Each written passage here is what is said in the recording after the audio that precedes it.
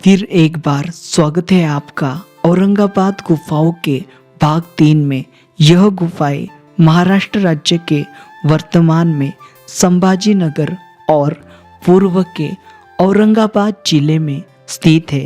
पहले भाग में हमने डॉक्टर बाबा साहब अम्बेडकर मराठवाड़ा विद्यापीठ यहाँ की गुफा क्रमांक 1 से गुफा क्रमांक 5 की और वहाँ से 1 किलोमीटर की दूरी पर दूसरे समूह की गुफा क्रमांक 6 से गुफा क्रमांक 10 तक की जानकारी ली है। आज हम तीसरे समूह की जानकारी लेने वाले हैं जो भीम टेकड़ी यहाँ पर स्थित है। यह तीसरा समूह पहले 2 समूहों जितना आकर्षित नहीं है, अपितु इसमें कोई भी शिल्प मौजूद नहीं है क्योंकि इन गुफाओं का निर्माण अधूरा रहा था। फिर भी यह गुफाएं अपना ऐतिहासिक महत्व रखती है।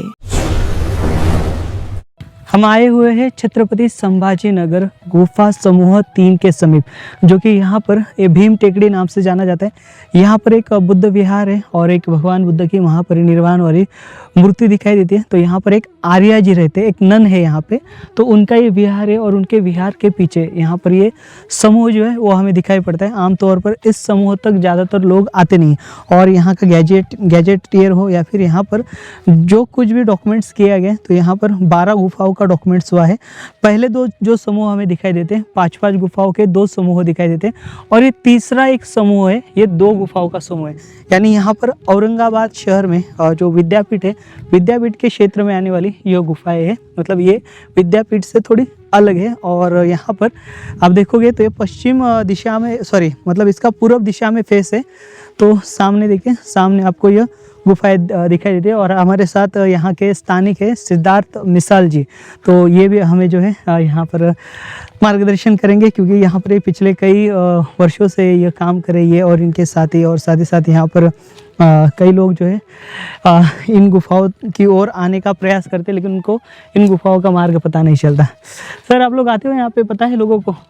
सर, हम लोग तो आते हैं लेकिन इस शहर के ज़्यादातर लोगों को इन गुफाओं के बारे में पता नहीं है, जानकारी नहीं है।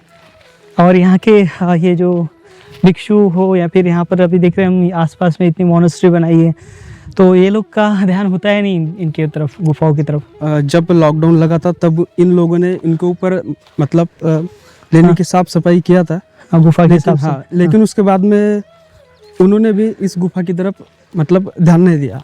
अच्छा, क्योंकि इन गुफाओं में ज़्यादातर जो है स्थापत्य मौजूद नहीं है। अगर यहाँ पर भगवान बुद्ध की मूर्ति होती तो शायद से वो लोग जो है या फिर ASI जो है वो ध्यान देता, लेकिन यहाँ पर ना किसी प्रकार का भगवान बुद्ध की मूर्ति है और कोई आकर्षण है, इसके लिए इसे निगलेक्ट किया गया है ना? जी सर, बाकी कोई रीज़न नहीं है। आइए चलेंगे। अभी हम थोड़ी सी हमें ट्रैकिंग करनी पड़ती है, लगभग 10 मिनट की हमें चढ़ाई करनी पड़ती है। काफ़ी ज़्यादा माइनिंग हो चुकी है अभी यहाँ पर, बड़ी बड़ी चट्टानें थी लेकिन काफ़ी ज़्यादा माइनिंग हुई दिखाई देती है और बस्ती भी जो है पहले यहाँ तक नहीं थी, लगता है ना? तो अभी बस्ती जो है वो बढ़ती जा रही है। देखिए सामने ये जो 2 गुफाओं का समूह जो है वो दिखाई पड़ता है। सामने का नज़ारा जो आप देख पा रहे हो यह भीम टेकड़ी का नज़ारा है और यहाँ पर यहाँ की जो पहली गुफा हम देखने वाले, यह जो गुफा है पूरी तरीके से झाड़ियों में इस प्रकार से दबी हुई है। देखिए आपको ऊपर में यहाँ पर 3 कक्ष दिखाई दे रहे और नीचे 3 कक्ष दिखाई दे रहे, लेकिन ये जो पूरे कक्ष जो है 6 कक्ष ये अधूरे दिखाई दे रहे हैं। पहली मंजिल भी अधूरी है और दूसरी मंजिल भी अधूरी है और इसके अंदर बहुत सारा मतलब कीचड़ जो है वो भरा पड़ा हुआ है, सूखा हुआ है कीचड़, लेकिन पूरी कीचड़ से भरी हुई ये गुफा हमें दिखाई देती है। चलो अभी यहाँ पर की ये गुफा क्रमांक 2 देखेंगे और गुफा क्रमांक 2 देखें, यहाँ पर ये बड़ा विहार और साथ ही साथ एक विहार के अंदर गर्भगृह दिखाई देता है और ये गुफा जो है लगभग 6वीं से 7वीं शताब्दी की है।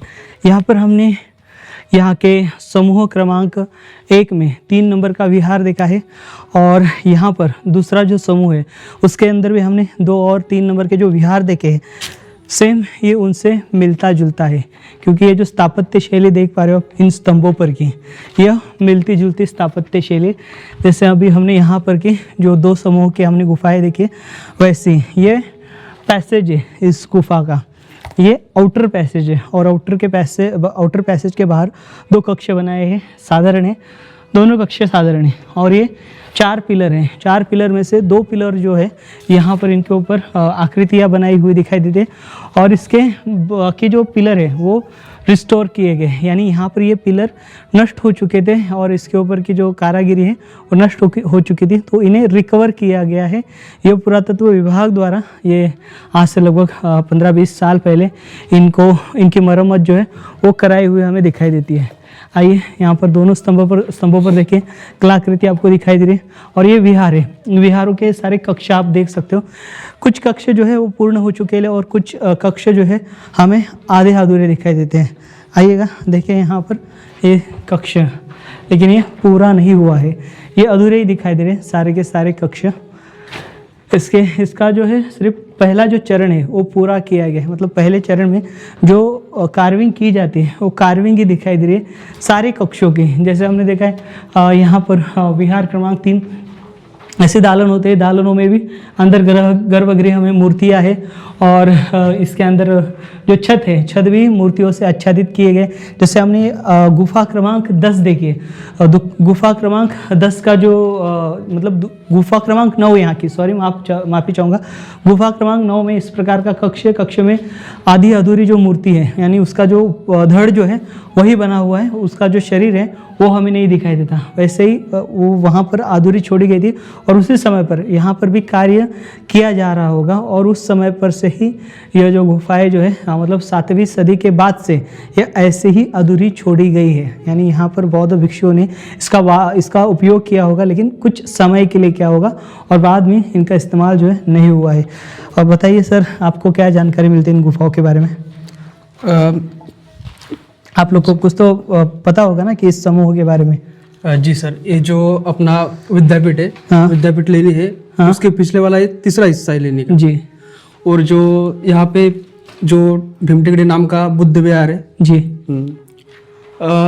यहाँ पे जो बुद्धिस्ट मॉन्क वगैरह रहे थे, उन्होंने इन लेने पर ध्यान देकर यहाँ पे बुद्ध की मूर्ति की स्थापना अगर किया होता तो शायद ये लेनी अच्छी परिस्थिति में होती। अच्छा, जैसे अभी हम देख रहे हैं पूरा अभी भी मतलब एक तो अधूरी है और ऊपर से यहाँ पर नैसर्गिक और मानवीय जो है यहाँ पर जैसे देख पा रहे हो हम पूरा कूड़ा कचरा और शायद कॉन्डम के पैकेट भी यहाँ पर, तो यहाँ पर मतलब इनका सही से इस्तेमाल नहीं किया जाता। जी सर, तो यहाँ पर विहार है, सब कुछ है, लेकिन ध्यान देने वाले नहीं है, ध्यान देने वाले नहीं है, ध्यान नहीं दे रहे इनके ऊपर। और ये देखिए ये गर्भ दिखाई दे रहा है आपको और इस गर्भ में यहाँ पर अंदर भगवान बुद्ध की मूर्ति जो है वो स्थापित करने की कोशिश की गई थी, लेकिन यहाँ पर ये जो गुफा हम देख रहे हैं ये अधूरी गुफा है। देखिए आप देख सकते हो यहाँ पर इसको बनाने की कोशिश की गई, शायद से अंदर भी एक कक्ष बनाया गया था। और यहाँ पर स्टैचू जो है आमतौर पर ये जो समूह 3 हमने देखे, इनमें एक तो प्रलंब पद्मासन अवस्था में भगवान बुद्ध की मूर्तियाँ देखी हमने, लेकिन यहाँ पर कोई भी मूर्ति नहीं दिखाई देती। यहाँ पर सिर्फ पिलर के ऊपर नक्काशी जो है वो की गई, कारागिरी की गई, अदरवाइज इन्हें आधा अधूरा छोड़ा गया। तो ये जो समूह है, इस समूह को सही से और ढंग से इसका कंजर्वेशन कर सकते थे, इसका संवर्धन कर सकते थे, लेकिन इसको ऐसे ही छोड़ा गया क्योंकि यहाँ पर पिलर है, यहाँ पर ये छत है, तो ये इसका एक अपना ही ऐतिहासिक महत्व है। तो इस ऐतिहासिक महत्व को संजोने का प्रयास यहाँ पर नहीं किया गया। देखिए ये आधी अधूरी है, लेकिन यह बहुत बड़ा अपना ऐतिहासिक महत्व और एक बहुत बड़ा अपना ऐतिहासिक स्थान रखती है, लेकिन तो भी यहाँ पर पुरातत्व विभाग का ऐसा रवैया जो है इन स्मारकों के प्रति ये बहुत ही गलत है। क्योंकि आपको जिस वास्तु पर जहाँ पर मूर्तियाँ है या फिर जहाँ पर कुछ महत्वपूर्ण अवशेष है उनको आप संजोते हो, लेकिन यहाँ पर उन्हीं के समांतर या फिर उसी समकालीन ये जो गुफाएं हमें दिखाई देती है वैसे ही यहाँ पर कोई शिल्प न होने के कारण इनको ऐसे छोड़ना ये सरासर गलत बात है। तो यहाँ पर इस प्रकार की यह जो गुफाएं जो है दूसरे समूह की आज हमने देखी है।